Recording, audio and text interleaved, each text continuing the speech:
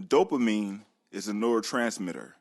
It is a chemical messenger that the human body creates and the nervous system utilizes in the transmission of signals inside the brain. Dopamine is part of the human reward system. This system is designed from an evolutionary standpoint to reward you when you're doing things essential to your survival. Dopamine is known as the feel-good hormone. As part of this human reward system, it gives you a sense of pleasure. Its purpose is to provide you with this sense of pleasure as a form of motivation to do the things that are essential to your survival. Dopamine causes you to feel enjoyment and pleasure, and it motivates you to seek out certain things like food, sex, entertainment, and drugs.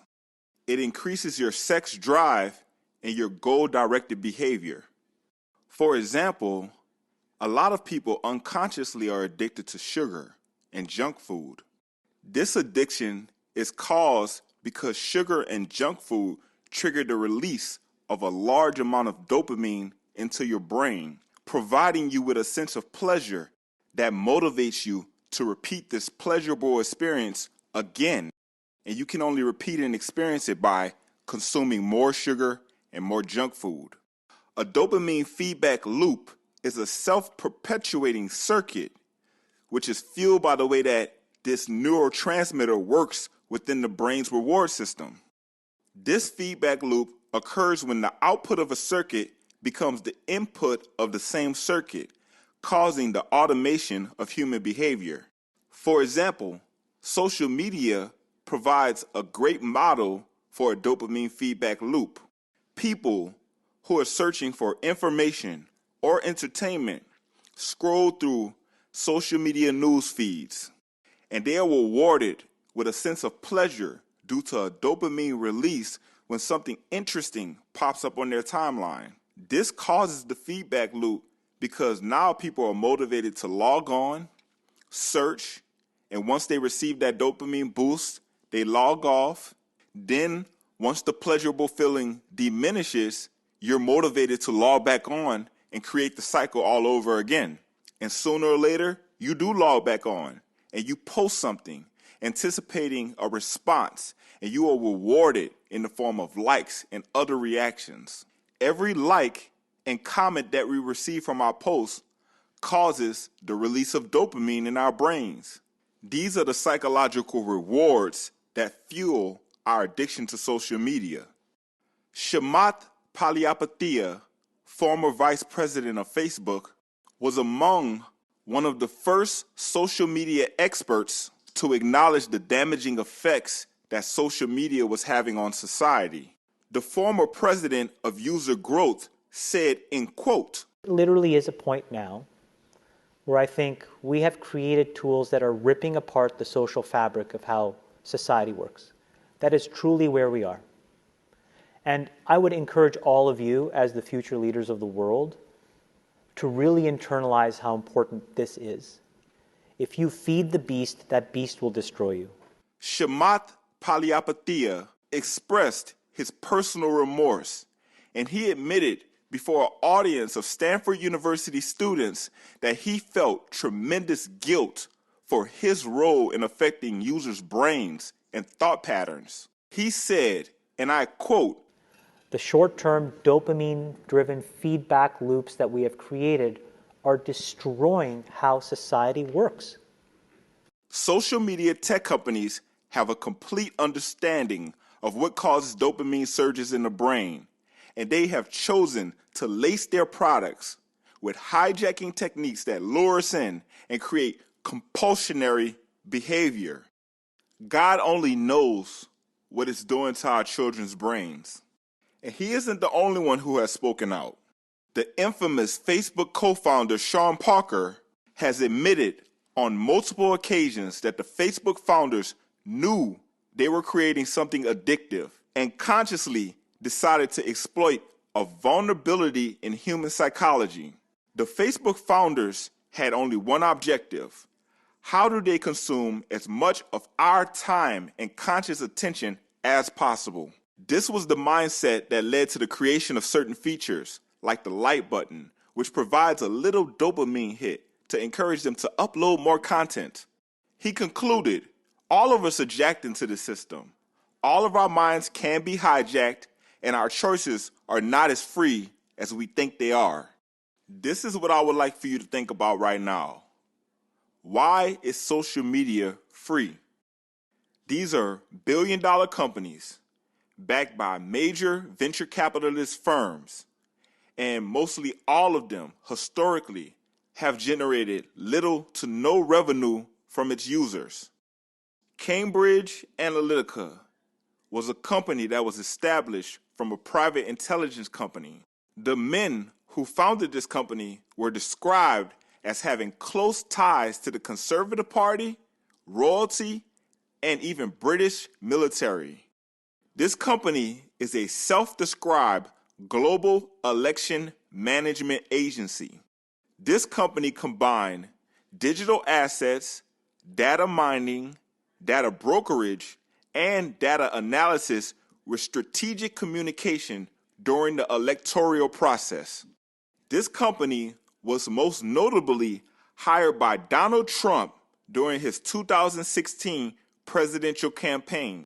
Its controversial use of not demographics, but psychographics, psychometrics, and psychoanalysis was called into question. Let me explain further. A profiling system was created based on an original Facebook patent. They collected general online data, Facebook likes, and smartphone data.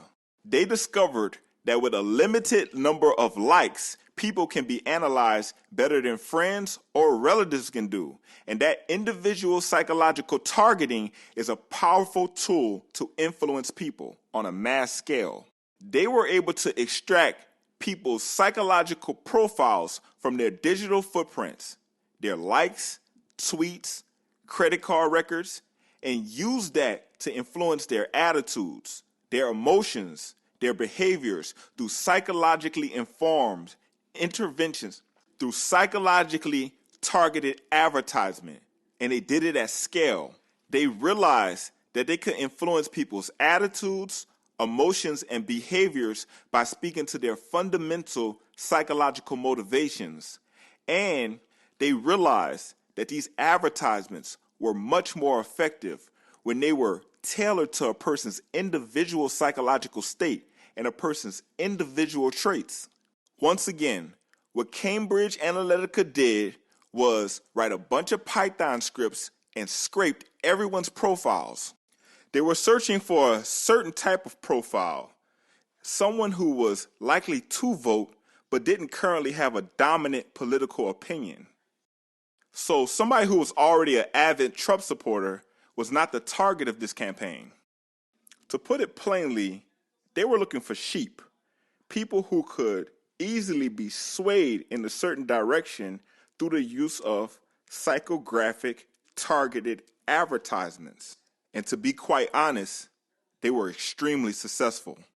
But because this data was collected without the consent of users, the ICO, the Information Commissioner's Office, did launch an investigation into the activities between Cambridge Analytica and the Trump campaign, and ultimately levied the maximum possible penalty that the ICO could impose. Although Facebook made no admission of liability, the CEO, Mark Zuckerberg, was required to testify in front of Congress and defend Facebook's user privacy policies, and he adamantly denied that Facebook ever sold user data to advertisers. Recently, the great African-American entrepreneur Elon Musk made major headlines with his $44 billion acquisition of the social media company Twitter.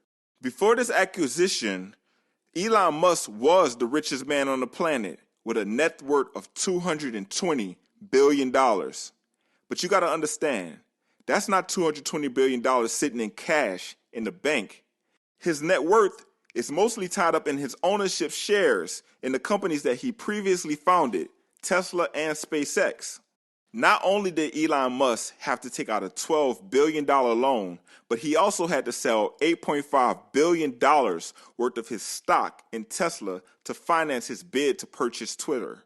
Why would the richest man in the world, a man who has successfully sent thousands of rockets to the moon, a man who has inspirations to make the human race a multi-planetary species, a man who's building tunnels beneath Los Angeles just to avoid the traffic, why would that man want to leverage most of his net worth and endanger his previously founded companies just to purchase a social media network that has never really even been profitable?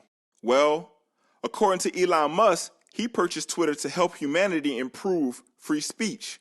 He said, and I quote, "Free speech is the bedrock of a functioning democracy, and Twitter is the digital town square where matters vital to the future of humanity are debated." His wish for Twitter is to be a place where a wide range of beliefs can be debated in a healthy manner. At the same time, he conceded that Twitter obviously cannot be a free-for-all hellscape where anything can be said with no consequence. Here's the interesting thing about it. Elon Musk says he's going to quintuple Twitter's revenue by 2028. But historically, Twitter makes 90% of its revenue from advertising.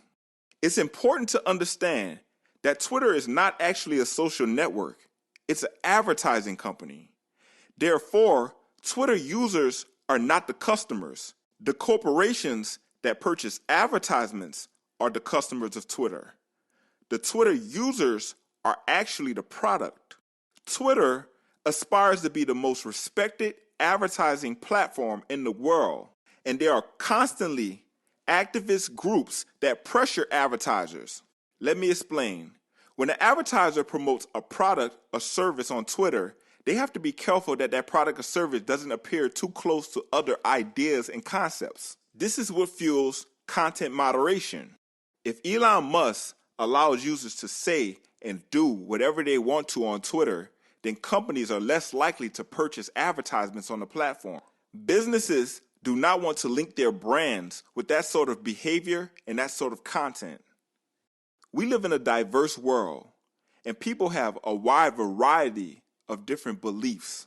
Who can ultimately determine what opinions are valid and what opinions are not?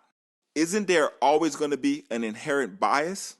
So how can these two concepts, freedom of speech and content moderation, exist at the same time? Especially when you factor in the reality of the dopamine feedback loop that's driving our addiction to social media. This addiction is no different than someone who's suffering from the illness of drug abuse. These social media companies have created algorithms which lock us into these ideological boxes and influence our thinking and decision making on a subconscious level. It is my belief that Elon Musk did not purchase Twitter for profit, nor did he purchase Twitter to improve free speech, as he said. Elon Musk purchased Twitter so that he can become the biggest drug dealer on the planet. Unfortunately for Elon, he has already broken drug dealer rule number 1. Don't get high off your own supply. Even Elon Musk is addicted to social media. He's constantly logged on to watch and monitor anything that anyone says about him. He was literally obsessed with the kid who was tracking his jet on Twitter. That kid was using public information and data to track Elon Musk's jet's whereabouts, all according to the law, all legal, and Elon still suspended his account because he felt, and rightfully so, that the account was compromising his personal safety. But that's not freedom of speech. My question to everybody is simply, how can you have freedom of speech on dopamine-driven feedback loop platforms that don't even allow for freedom of thought in the first place? So, anybody, comment. Let's talk about it. Listen, like, subscribe, and tune in again to another episode of Cancel Be Wired.